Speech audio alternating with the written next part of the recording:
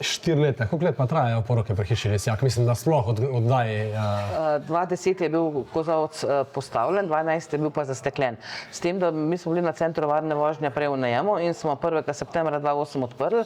6. septembra smo že imeli prvo poroko na poligonu. Aha. Se pravi, od 2010 naprej je pri Ribniku. Ja. Par let, koliko 6 let zatem pa še na Jasi. Pa na Jasi, tako. Odlično.